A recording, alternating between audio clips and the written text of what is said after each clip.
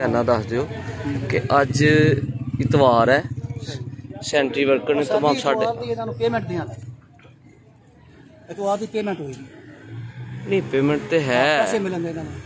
अच्छा तुसीं मेरे नाल कितनी बार मुलाकात कर चुके हो? ठीक है ठीक है।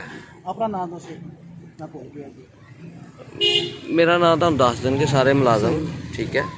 लेकिन मेरा ख्याल है मैं तो जनाब नूं गल कीती है ते पेमेंट क्या देंगे, लेकिन मजदूर होर भी बहुत ज्यादा ने। मेरे सारे मुलाजम नहीं, मेरे भाई ने कुलीग ने।